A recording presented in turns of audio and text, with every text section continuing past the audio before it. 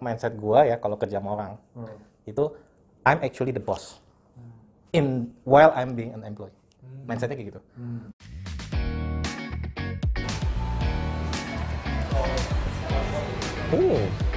Enak banget. Ini berapa harganya? Dari sisi pricing ya, kalau kita berarti kan dari sisi ini ya, we get good suppliers, good vendors. Kan when we deal with the vendors, it's not like one time buy, right?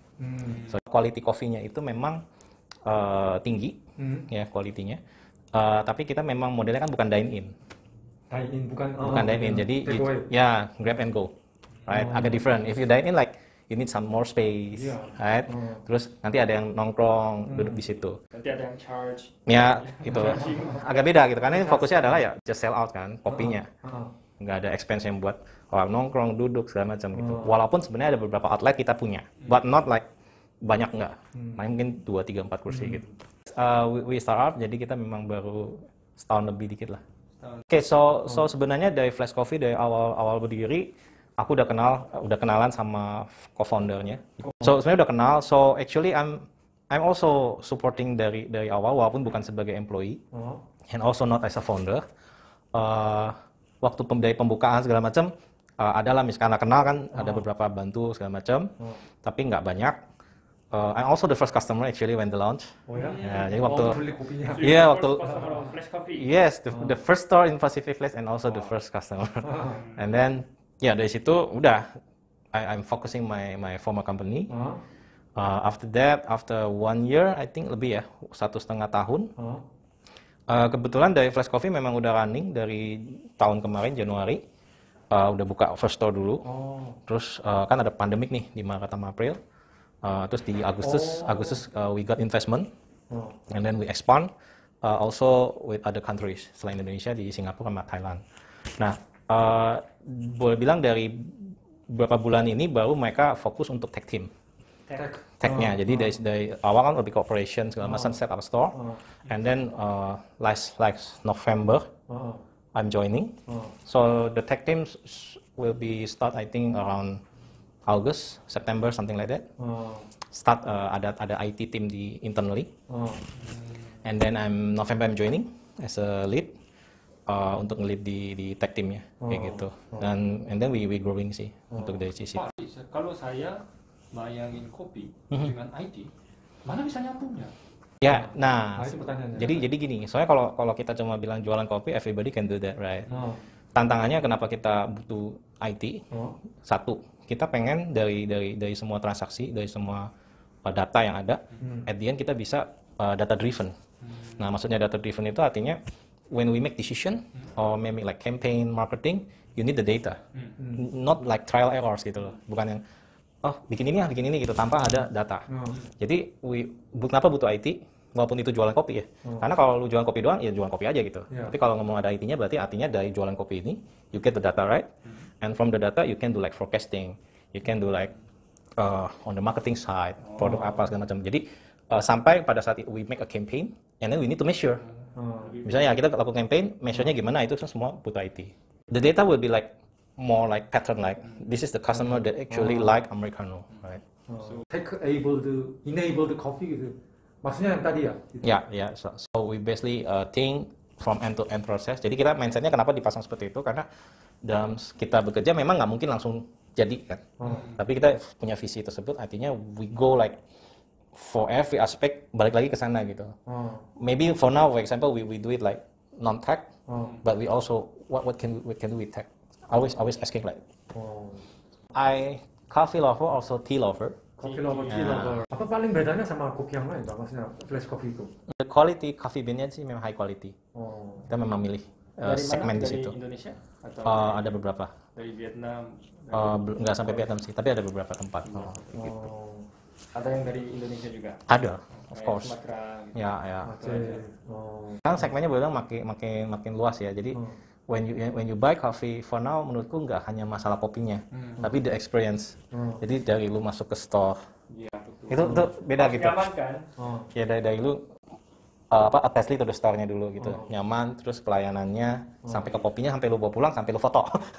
Betul. Ya itu seperti user experience. It's not only about the coffee. pernah ke Starbucks kan? Iya. Biasanya tulis Pak Untung kan, dan mereka panggil Untung pelayannya, Iya, tulisnya tulis tangan, Iya, jangan dicetak. Enggak, Ada yang ditulis iya, sama iya. barista kan. Terus kayak kopi oba di bawahnya, semisal saya ulang tahun hari ini, dia tulis paspornya 생일 축하합니다. Happy kan? Happy pasti itu saya ambil foto dan pasti Berkesan. fotonya di Instagram. Berkesan. Iya. Buktinya aja sekarang diceritain. Iya. Memang kopi itu harus digabung dengan experience lebih Iya. mantap. Mantul ya. Ya, mantul ya, mantap betul. November 9 and we launch in 16. Wow. So just like I'm join Sorry. and then need to fix. Also I'm like a lot of code, like 3 months code, and then you need to fix in 1 week, Wow. and then you need to launch. So ini like prioritize which one like very blocking, which one is very important, Prioritize. sensitive, mana yang oh masih bisa nanti. So we do that. So the overall sih udah jalan 2 bulan. Kita juga perbaiki dari sisi tim ya. Sebelumnya cuma 2 orang, like, and 2 bulan it means everything. Dari code, test, nggak ada dedicated QA. Kalau di Indonesia, we mostly now di office tower sebenarnya. Office tower. Tapi kenapa masih masif di kantor? Padahal kan semua work from home. Ya kita combine sih, jadi memang ada mostly mainly masih di kantor, tapi kita juga ada beberapa yang di mall. Tapi boleh bilang kan tetap outlet itu sebenarnya secara langsung juga termasuk kayak titik poin di mana kita bisa delivery juga sebenarnya, right? Jadi sebenarnya mau buka dimanapun delivery yang via Grab delivery channel kayak GrabFood atau GoFood itu ya tetap bisa jalan. Cuma kan titiknya areanya mana nih? Nggak mungkin juga misalnya dari sini kirimnya dari jauh gitu kan, cost-nya kan tinggi. Gitu. Jauh mahal. Coba gaji yang Dia bilang wah harus bawa koper ya. kalau mau hire Dalam orang koper, satu dalam koper, koper dua semuanya koper. dolar. Tergantung lah kan. It also depends seberapa lama kamu explore di situ dulu. Maksudnya as a foundationnya ya. Pada saat kalian belajar macam-macam kan, kalau dulu aku sekarang ngajar, ya otomatis belajar like a lot of multiple language gitu loh. Karena tuntutan harus ngajar gitu kan. Yeah. Jadi bisa like 5 to 8 to 10 to 12 kind of language gitu kan. And then pada saat itu kan dapat kayak essence-nya gitu loh. Atau polanya. Nah, justru yang berkembang adalah bagaimana begitu ada teknologi baru, pasti harus bisa baca dokumentasi. Yang kedua harus tahu pattern polanya. Jadi waktu kita nemuin something yang new, wah ini mirip sama yang gitu. Udah gitu doang. It just change the language gitu. Kayak gitu. Jadi kadang-kadang ya itu juga tuntutan. Kadang-kadang kalau dulu ngajar, tiba-tiba ada yang nanya something that we don't know. We don't even touch. Tapi begitu dia datang, we asking questions, right? Kita juga belajar sebenarnya. After we asking question, oke, oh di sini problemnya. Udah, itu kemampuan yang lebih penting. Instead of the language atau apapun. Kita itu kerjaan, misalnya tim kita mesti kerjain gitu. Ya kan? Artinya kan kita cuma harus tahu secara high level, and then the team do the details. But I don't know what exactly the details. But if the team kena masalah, dia nanya, gue harus bisa bantu cari solusinya. Walaupun gue belum pernah nyentuh. Ya misalnya aku belajar coding dari SMP, jadi waktu untuk nge-time, maksudnya kalau bayangin kalau dulu anak SMP gadang ngapain? Main game kan? Gue gadang jam 3 main programming gitu. Jadi memang spend time-nya udah banyak, jadi nggak ada alasan bilang lupa, itu udah nggak mungkin. It's just like kayak, mungkin kalau kalian bahasa Korea udah nggak mungkin bilang lupa kan? Karena udah mendarah daging gitu. Sama kalau di programming udah mendarah daging ya, lu nggak ada bilang alasan lupa gitu. Atau bilang, gimana nih kalau yang baru gitu. Di Flash Coffee pakai bahasa apa nih? Kita mostly Node.js, Node.js sama React Native. Kayak React Native. React Native. It will depend on country. Satu masalah investasi, instead of you invest on tech research atau buying the solution, atau lu hire orang kan itu kan. Sama menurutku yang di sisi dua culture ya. Memang dia mau dilayani robot atau mau dilayani orang. Jadi kamu tinggal umum aja, dia coding komputernya sendiri, bikin suatu program atau aplikasi langsung. Nah itu sudah terjadi. Nah apakah programmer juga akan diganti sama robot atau AI menurut? Kalau sampai diganti berarti programnya harus lebih pintar lagi sih pasti. Tetap aku percaya walaupun bagaimanapun AI yang bikin orang kan. Maksudnya yang ngomong AI yang bikin kan tetap orang kan. Ya orangnya masih tetap lebih pintar. Orangnya lebih pintar. Iya.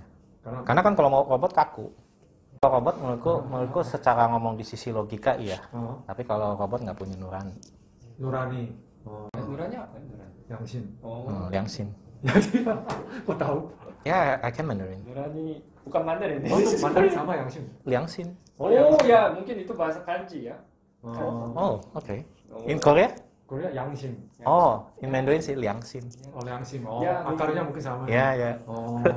Di Korea kita bilang kalau kamu melakukan sesuatu yang jahat, kita bilang you have bulu di Yangsim. Bulu. Yangsin.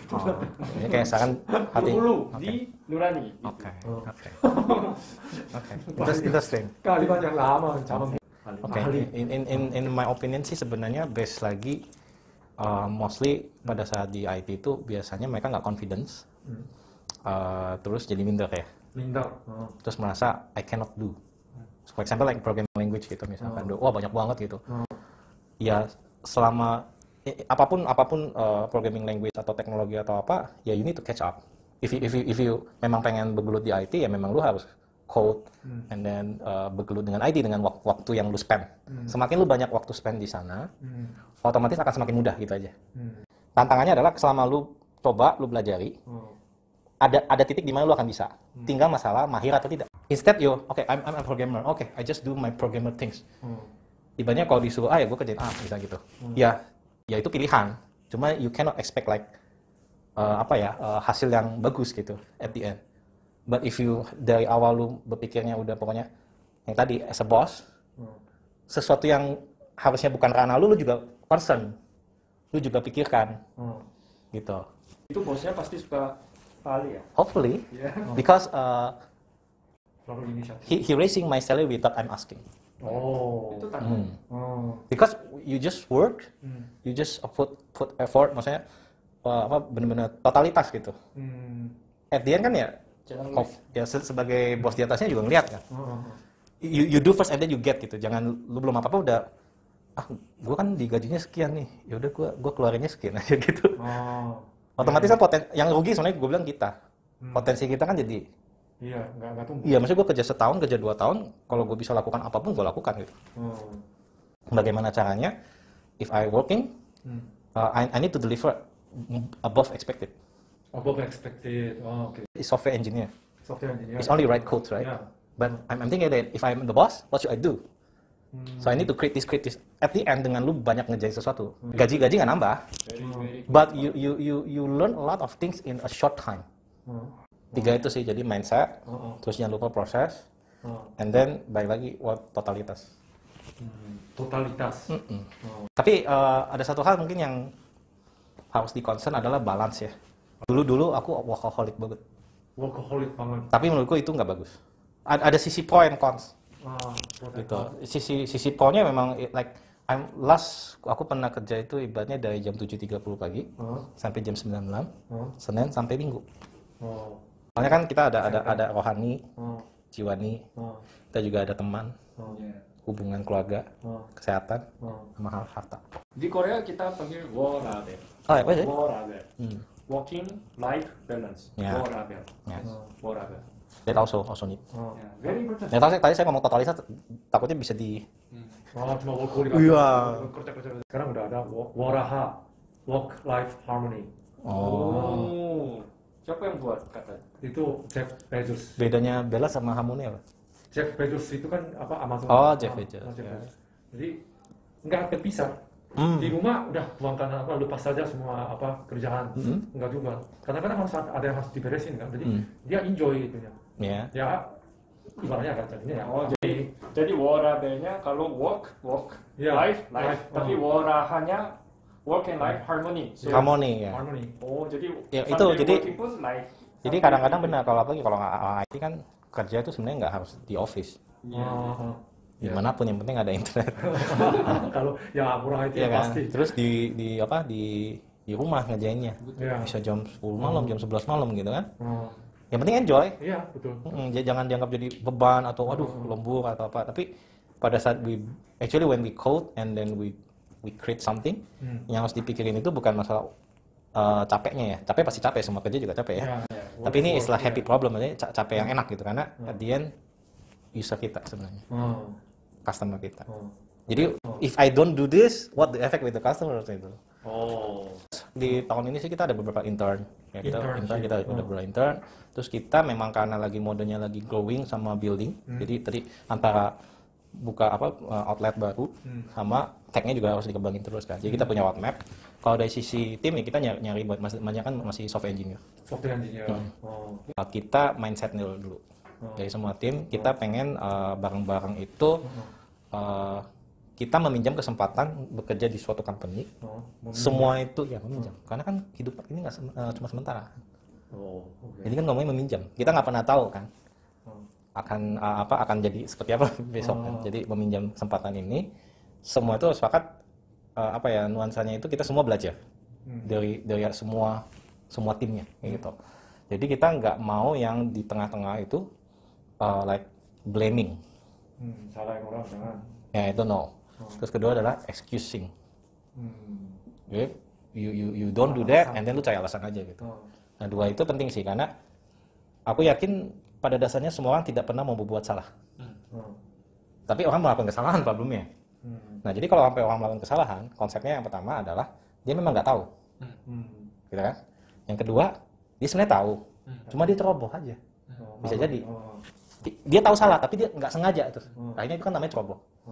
Nah yang jangan sampai itu yang nomor 3.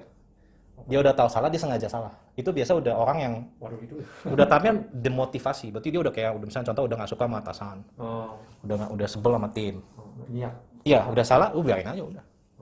Nah itu jangan sampai di situ. Jadi kita jaganya no blaming tadi. No excusing. Jadi kan nggak ada yang tunjuk-tunjukkan. Yang penting adalah kalau lo sampai salah, berarti lo harus evaluasi.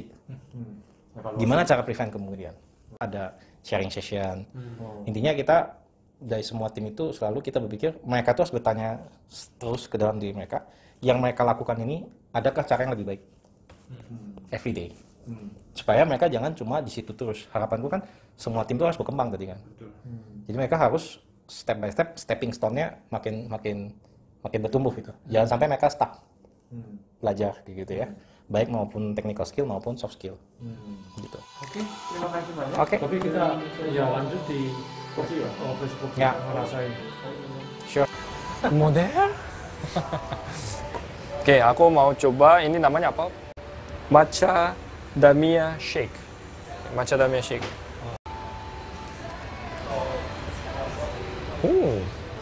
Enak banget. Ini berapa harganya? Cuma 8. Di Starbucks ini 58 loh. You know the milkshake? Milkshake itu ditambah dengan matcha. Ya. Rasanya mahal. Tapi ya rasanya mahal ini pasti. Bukan murahan. Kopi murahan bukan. Ya, saya minum terus kan. Enak. Manis kayak aku. Waduh, celaka. Enak banget ya. Oh, ini my favorite. Americano. Chua. Nah, saya coba minum. Kan aku ahli kopi. Kalau dicek 18.000 Americano. Bagaimana? Kopinya agak kental ya. Kok kopinya kental? Harusnya. Memang kopinya nggak kental. Kental. Cina dalam aja. Bukan pahit tapi kental. Teksturnya. Ya. Jadi kesimpulannya? Ini lebih kayak Toraja, kopi Toraja. Toraja. Lebih asam ya. Asam. Ya. Kalau dikasih nilai 0 sampai 100? Ini 99. 99? Ini bagus banget. Oh ya? Harganya juga murah kan? Iya, cuma 8. Wah, kalau tengah kerja kan stres ya. Ya. Minum ini stres hilang. Aku rekomendasi ini. By the way, aku baru tahu ini ada coffee chain namanya Flash Coffee di Pacific Place. Kalau americano dikasih nilai berapa? 8. Hah? 80. 80. Campur ya. Aduh. Campur sama kopi. Ya. Oh.